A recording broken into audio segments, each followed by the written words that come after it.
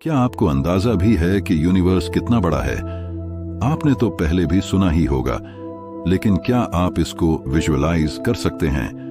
अगर नहीं तो कुर्सी की पेटी बांध लीजिए और चलिए हमारे साथ, अगर आप गहरी सोच रखते हैं, यूनिवर्स में से कुछ समय निकाल के वीडियो को अंत तक जरूर देखें।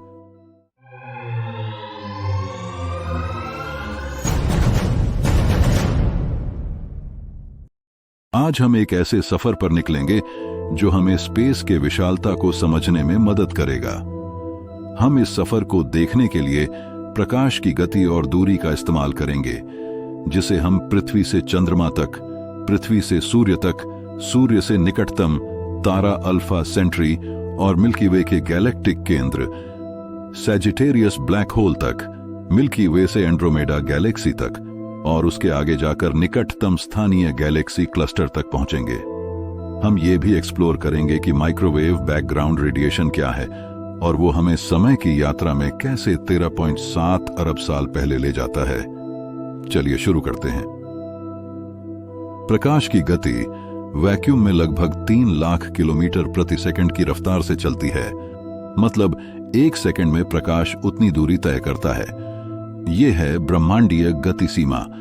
मतलब यूनिवर्स में प्रकाश की गति से ज्यादा तेज और कुछ भी नहीं चल सकता। इसी रफ्तार की मदद से हम अंतरिक्ष की दूरी को मापेंगे, जो हमें मदद करेगा ब्रह्मांड की विशालता की कल्पना करने में। लेकिन ये 1 सेकंड की प्रकाश की रफ्तार यूनिवर्स के लिए कुछ भी नहीं है। हमारा ग्रह पृथ्वी अपने आप में एक महासागर है। कल्पना कीजिए पृथ्वी की विशालता को, उसके व्यास को, जो लगभग 40,000 किलोमीटर है। अब सोचिए 1 सेकंड में प्रकाश कितनी बार पृथ्वी को घेरता होगा। प्रकाश पृथ्वी को लगभग 7.5 बार घेर सकता है एक ही सेकंड में। जो धरती हमारे लिए इतनी विशाल है, वो प्रकाश की स्पीड के सामने कुछ भी नहीं। ये तो एक अद्भुत तथ्य है जो हमें दिखाता है कि प्रकाश कितना तेज है।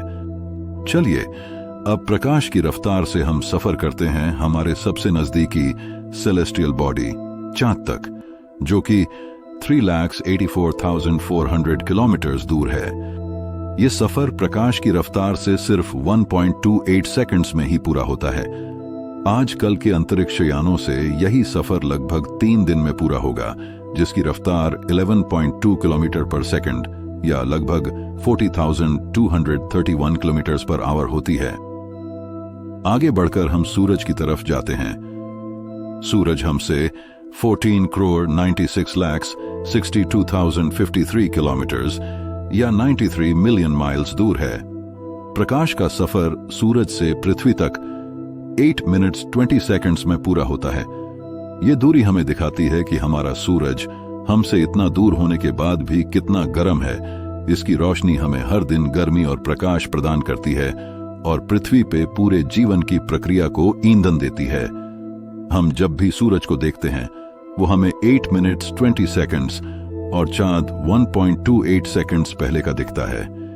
ये एक आश्चर्यजनक बात है कि हम सूरज और चांद को कभी भी प्रेजेंट टाइम में नहीं देख सकते।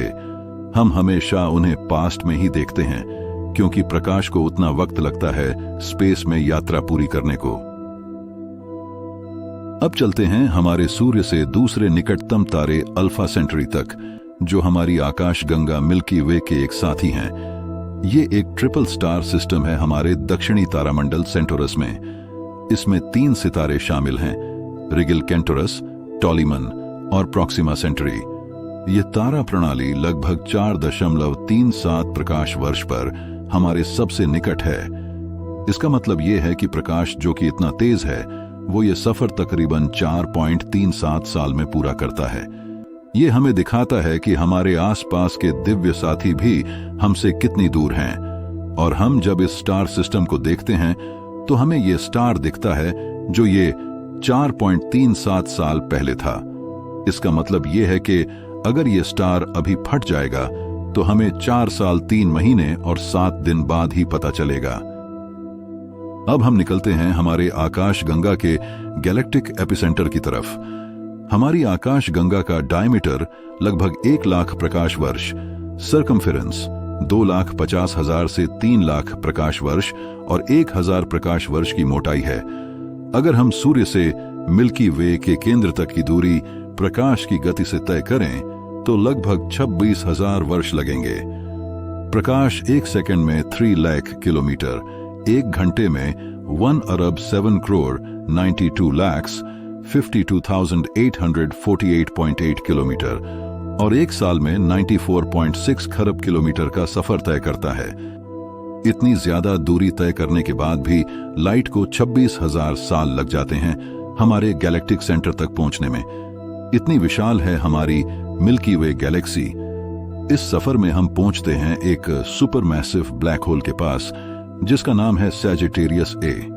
ये ब्लैक होल का मास लगभग 40 लाख गुना ज्यादा है हमारे सूर्य के मैसिव से। हमारी गैलेक्सी 2 से 4 खरब तारों से बनी है।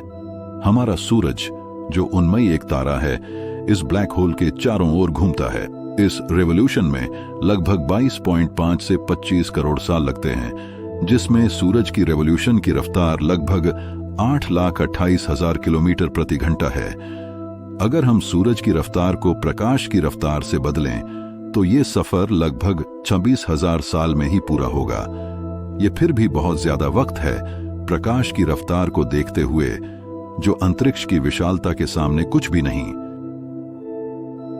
चलिए अब सफर करते हैं हमारे गैलेक्सी के करीब साथी गैलेक्सी की तरफ, जिसका नाम है एंड्रोमेडा गैलेक्सी। एंड्रोमेडा हमारी गैलेक्सी की तरह एक स्पाइरल गैलेक्सी है और मिल्की वे गैलेक्सी से बड़ी है। इसका व्यास लगभग 2,20,000 प्रकाश वर्ष है। हमारे ब्रह्मांडीय पड़ोस में घूमते हुए एंड्रोमेडा हमसे 2.5 मिलियन या 25 लाख प्रकाश वर्ष दूर है। मतलब लाइट के रफ्तार पे भी हमें इस गैलेक्सी तक की दूरी तय करने में करीब 2.5 मिलियन या 25 लाख साल लगेंगे। जब हम एंड्रोमेडा की तरफ देखते हैं तो वो हमें नजर आती है जो वो 25 लाख साल पहले थी। इसका मतलब ये भी है कि अगर कोई एलियंस एंड्रोमेडा से पृथ्वी की तरफ देख रहे होंगे तो उन्हें इंसानों का वजूद पृथ्वी पे दिखेगा ही नहीं, क्योंकि वो हमारी पृथ्वी को देख रहे होंगे जो पृथ्वी 25 लाख साल पहले की थी, और तब इंसानों का वजूद इस दुनिया में तो था ही नहीं। आज से करीब 4 बिलियन या 400 करोड़ साल बाद एंड्रोमेडा और मिल्की वे आकाश गंगाएं टकराएंगी और एक दूसरे में मर्ज हो जाएंगी। वैज्ञानिकों के मुताबिक एंड्रोमेडा और मिल्की वे का ब्रह्मांडीय टकराव भविष्य में जरूर होगा, लेकिन घबराने की जरूरत नहीं, क्योंकि सितारे आपस में बहुत प्रकाश वर्ष दूर होते हैं। असल टक्कर के मौके बहुत कम हैं। अब अगर हम और दूर बढ़ते हैं तो हम देखेंगे निकटतम गैलेक्सी क्लस्टर्स, जो कि आकाश गंगाओं का एक बड़ा समूह है। हमारे मिल्की वे और एंड्रोमेडा जैसी आकाश गंगाएं एक बड़े गैलेक्टिक मेले में शामिल हैं, जिसे हम लोकल ग्रुप कहते हैं। लेकिन अब हम दूर जाएंगे और देखेंगे क्लस्टर जैसे विर्गो क्लस्टर, कुछ 50 मिलियन या 5 करोड़ प्रकाश वर्ष दूर। इन क्लस्टर्स में गैलेक्सीज एक दूसरे के ग्रेविटेशनल प्रभाव के अंतर्गत होते हैं और ये हमारे ब्रह्मांड के बड़े पैमाने की स्ट्रक्चर को समझने में मदद करते हैं।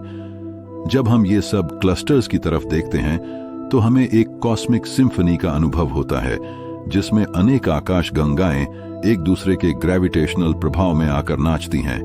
ये सारी लोकल ग्रुप ऑफ गैलेक्सीज मिलकर और भी बड़ा ग्रुप बनाती है, जो यूनिवर्स के स्ट्रक्चर को एक वेब जैसा आकार देता है।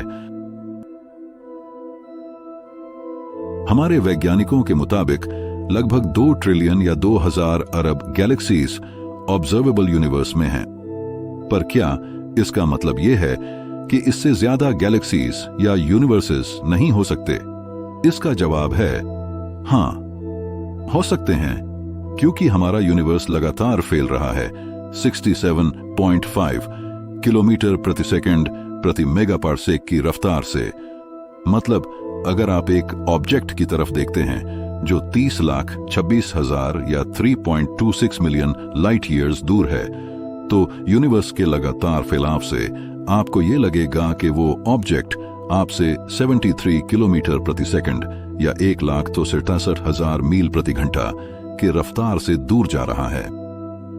ये एक्सपेंशन या फैलाव 360 डिग्रीज हर डायमेंशन और डायरेक्शन में बिग बैंग से अभी तक हो रहा है। तो जो गैलेक्सीज हमारे यूनिवर्स के एक्सपेंशन के साथ ऑपोजिट साइड में होंगी, उनका प्रकाश हम तक शायद अभी तक पहुंचा ही ना हो, और शायद कभी पहुंचेगा भी नहीं, क्योंकि प्रकाश की रफ्तार कभी शिकस्त नहीं दे पाती गैलेक्सीज के अपने और यूनिवर्स के एक्सपेंशन की रफ्तार को। एक आश्चर्यजनक बात यह भी है कि जब हम टेलीस्कोप्स से 360 डिग्रीज में चारों तरफ देखते हैं, तो ऑब्जर्वेबल यूनिवर्स हर तरफ से एक ही दूरी का माप दिखाता है, जो हमें विजुअलाइज करवाता है कि यूनिवर्स एक स्फीयर की तरह है और हम पृथ्वी पे यूनिवर्स के सेंटर में हैं। ऑब्जर्वेबल यूनिवर्स के किनारे तक किसी भी दिशा में आने वाली दूरी लगभग 46.5 अरब लाइट ईयर्स है। इस तरह ऑब्जर्वेबल यूनिवर्स लगभग 93 अरब लाइट ईयर्स के डायमीटर में फैला हुआ एक स्फीयर के जैसा दिखता है। क्या इसका मतलब यह है कि हम यूनिवर्स के सेंटर में हैं? इसका जवाब है नहीं, क्योंकि लाइट को हर तरफ से यात्रा करने में एक जैसा वक्त लगता है, जो हमें यह छलावा देता है कि हम इसके सेंटर में हैं। इसका मतलब यह है कि बिग बैंग से अंतरिक्ष और वक्त के वजूद में आने के बाद, जिसे लगभग 13.8 अरब साल हो चुके हैं, यूनिवर्स के ऑब्जर्वेबल एंड पे जो हमसे सबसे दूर की गैलेक्सीज हैं, वो हमसे लगभग 30 अरब लाइट ईयर्स दूर चली गई हैं।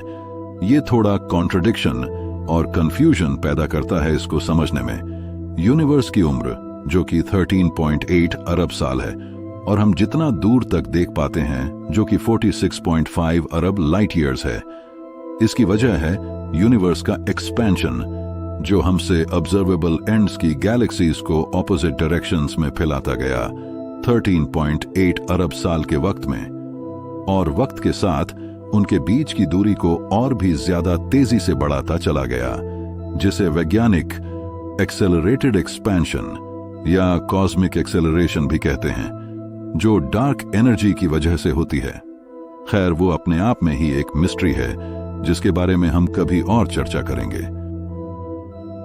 हमारे कॉस्मिक सफर के आखिरी हिस्से में हम पहुंचते हैं ब्रह्मांड के अंत पे।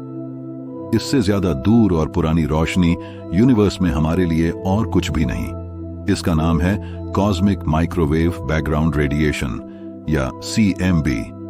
इसे आप सबसे प्राचीन समय की स्नैपशॉट या इको भी कह सकते हैं।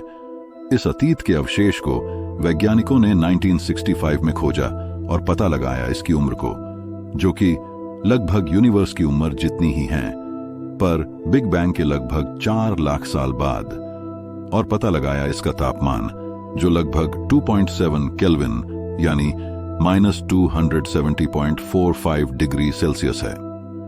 यह हमारे यूनिवर्स की सबसे पहली रोशनी थी। बिग बैंग के लगभग 4 लाख साल तक कोई गैलेक्सीज, स्टार्स, यहां तक कि कोई एलिमेंट्स के एटम्स का भी वजूद नहीं था। बस एक डेंस और गर्म एनर्जी का क्वांटम सूप था। लेकिन बिग बैंग के लगभग 4 लाख साल बाद, जैसे जैसे एक्सपेंडिंग यूनिवर्स थोड़ा ठंडा होता गया, तो पहले क्वार्क्स ने जन्म दिया, पहले प्रोटॉन्स, न्यूट्रॉन्स और इलेक्ट्रॉन्स को, जिनने जुड़ के बनाया पहला बेसिक और बुनियादी एटम, जिसे हम हाइड्रोजन कहते हैं। फिर ग्रेविटी ने अपना कमाल दिखाया। हाइड्रोजन गैस के बादल आपस में जुड़ के कंडेंस होने लगे, और पलक झपकते ही पहले तारों का जन्म हुआ, जिससे कुछ ही वक्त में एक अंधेरा एक्सपेंडिंग यूनिवर्स रोशन हो गया। यह है हमारे यूनिवर्स के साइज की हकीकत। हम अरबों गैलेक्सीज में से एक गैलेक्सी के, अरबों तारों में से एक तारे के सोलर सिस्टम के एक छोटे से पथरीले ग्रह पे रहते हैं। इंसान, हमारा इतिहास, सभ्यताएं, जानवर, पक्षी, जीवन और जो भी हमने आज तक देखा, समझा और जाना है, वो बस हमारी पृथ्वी पे है, जो एक पेल ब्लू डॉट सी दिखती है हमारे सोलर सिस्टम के बाहर निकलते ही। और इस यूनिवर्स के कंपैरिजन में तो ये एक एटम के जितनी भी नहीं है। यहां खत्म होता है हमारा सफर। उम्मीद है कि अगर आपको यह सफर पसंद आया हो तो आप हमसे जुड़ेंगे जरूर, क्योंकि हम और भी कई ऐसे कॉस्मिक और मिस्टीरियस सफर लेकर आएंगे। स्टे क्यूरियस, स्टे फैसिनेटेड और देखते रहिए मिस्ट्रीज एंड नॉलेज।